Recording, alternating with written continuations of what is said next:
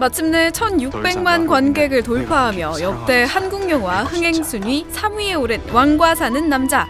되게 복을 많이 받은 감독이라고 생각이 들었어요. 오늘은 무명 감독에서 1,600만 감독이 된 7전팔기 장항준 감독을 만나보겠습니다.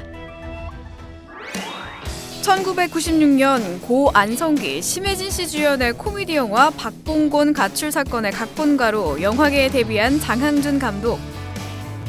예능 방송 작가에서 영화 시나리오 작가로 새 출발을 한 것은 나쁘지 않은 선택이었습니다. 이 작품이 무려 백상예술대상 각본상 후보에 노미네이트되었기 때문이죠. 이를 발판 삼은 장항준 감독은 2002년 이번엔 연출자로서 데뷔전을 치르는데요. 300원짜리 라이터 하나 때문에 시작된 기차 소동극을 그린 영화 라이터를 켜라.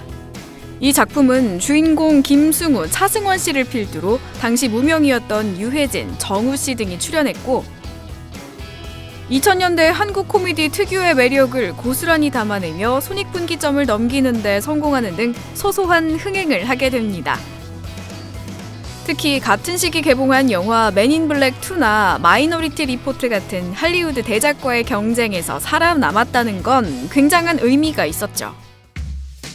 이듬해 장항준 감독은 김승우, 김정은 씨를 캐스팅해 영화 불어라 봄바람을 차기작으로 내놓았지만 쓰디쓴 흥행 참패를 맛본 탓에 이후 오랜 시간 충무로에서 그의 모습을 만나볼 수 없게 됐는데요.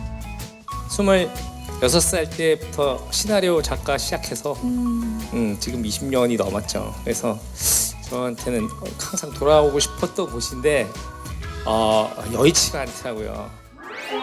그러다가 14년이란 세월이 흐른 어느 날 장항준 감독이 반가운 신작을 내놓습니다. 영화 기억의 밤이었죠. 그날 밤 형이 내 눈앞에서 납치됐다. 지옥 같았던 19일 후 형이 돌아왔다. 모든 기억을 잃은 채로. 괴한들에게 납치된 후 변해버린 형 유석과 동생 진석의 이야기를 그린 이 작품. 엄마, 그 사람 우리 형 아니야. 누가? 당신 누구야? 우리 형 아니지? 두 형제의 엇갈린 기억에서 비롯된 미스터리한 상황들은 충격적인 반전과 연결되며 손에 땀을 쥐는 서스펜스를 만들어냈으니 제가 원래 되게 시나리오를 빨리 쓰는 편인데 이거는 초고 쓰는 데 한 1년 걸렸던 것 같아요. 이 사건이 어떻게 이어질 건지 그 씬 시퀀스 구성하는 그런 부분들이 좀 이야기에 이렇게 퍼즐을 맞추는 재미들이 개인적으로 되게 있었던 것 같아요. 장항준 감독은 이 빈틈없는 스토리를 위해 엄청난 노력을 기울였다고 하죠. 그리고 여기에 김무열 씨와 강하늘 씨를 주인공으로 낙점하며 영화를 완성시켰는데요. 대본 자체가 워낙 너무 탄탄하게 쓰여져 있어가지고요. 이런 작품을 만나서 감독님과 이 스토리를 구상해 나가면 너무너무 재밌겠다. 다른 장르에 상당히 이렇게 인정받고 뛰어난 연출이신데 또 이런 장르도 이렇게 재밌게 이런 책을 쓰신 걸 보고 그거에 대한 기대도 컸고요. 긴 시간 칼을 갈며 만든 작품인 만큼 흥행에 대한 기대도 컸던 장항준 감독. 하지만 영화 기억의 밤은 손익분기점을 간신히 넘긴 138만 관객을 동원하며 약간의 아쉬움을 남겼죠. 그런 장항준 감독은 6년 만인 2023년 세 번째 장편 영화 리바운드로 돌아옵니다. 농구하다 보면은 슛 쏴도 안 들어갈 때가 있다 얘가. 근데 그 순간의 노력에 따라서 기회가 다시 생기기도 한다. 그거를 뭐라고 하노? 리바운드. 해체 위기에 놓인 고등학교 농구부와 신임 코치의 이야기를 그린 이 영화는 2012년 전국대회에 참가한 부산중앙고등학교 농구부의 실화를 모티브로 만들어졌는데요. 당시에 그 공익근무 요원이었던 강양현 코치를 중심으로 그 6명의 선수들이 기적 같은 경기를 펼쳐나가는 그런 이야기입니다. 스포츠 경기에서 맛볼 수 있는 드라마틱한 스토리에 장항준 감독 특유의 재치를 버무린 이 작품. 하지만 그가 리바운드의 활용 점정으로 생각한 건 실존 인물인 강양현 코치로 변신해 주인공으로서 극의 중심을 잡아줄 배우였죠. 강 코치 역에 또 그 안재홍 씨가 정말 이제 저기서 조금만 더 부풀리면 되겠는데, 살을 좀 부풀리면 되겠는데 라고 생각이 들어서, 그러니까 신장도 거의 같아요. 네, 거의 같고, 제일 먼저 신화를 드렸고 안지용 씨가 정말 며칠 만에 하겠다고 연락이 오셨어요. 그래서 다들 저희 막 사무실에서 쾌재 불렀던 기억이 납니다. 대단합니다. 감독님 만나 뵙고 리바운드를 우리가 얘기를 나누고 또 실제 강량현 코치님을 만나고 그 영상과 그 실제를 보면서 최대한 흡사하게 싱크로율을 맞추는 게 좋겠다.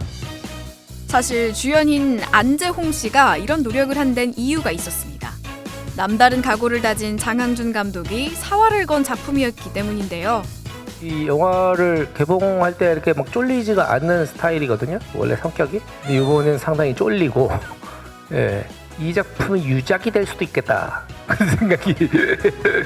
이 영화가 기획돼서 만들어지는데 딱 11년 걸렸습니다. 저도 5년이라는 시간을 이 영화에 투자를 했고요. 수많은 고비들을 넘고 같이 와준 우리 동료들, 그리고 우리 스태프들께 감사하다는 생각이 듭니다. 하지만 영화 리바운드는 누적 관객 수 70만 명에 그친 비운의 작품이 됐고, 내가 지금 하는 얘기 이상하게 생각하지 말고 잘 들어봐. 이후 장항준 감독은 송은이 씨가 제작자로 참여한 영화 오픈 더 도어와 4명의 감독이 옴니버스 형식으로 만든 영화 더 킬러스의 연출을 맡긴 했지만, 이 역시 관객과 평단의 외면을 받으며 흥행에 참패하고 말았죠. 이렇다 보니 장항준 감독에겐 자신을 늘 이렇게 소개하는 버릇이 생깁니다. 안녕하세요. 신이 내린 꿀팔자, 눈물 자국 없는 말티즈, 윤종신이 인보하고 김은희가 입양한 장항준입니다. 반갑습니다. 드라마 시그널과 킹덤 시리즈로 스타 작가 반열에 든 아내 김은희 작가의 명성이 날로 높아졌기 때문인데요.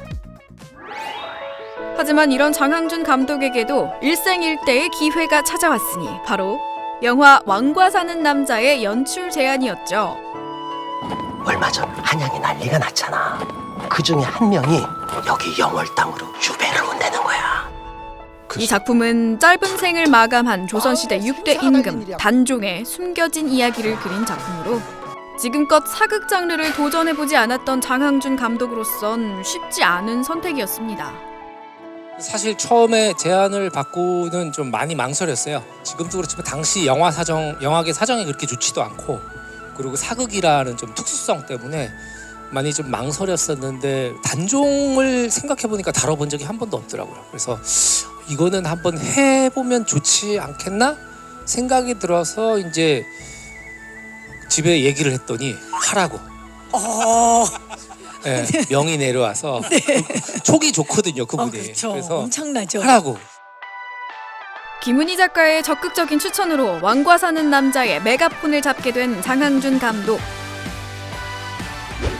그렇게 이 작품은 개봉 60여일 만에 무려 1,600만 관객을 돌파하며 어마어마한 흥행 열풍의 주역이 됐고, 여전히 식지 않은 인기에 힘입어 장항준 감독 이름 앞에는 1000만 거장이란 타이틀이 붙게 됐죠.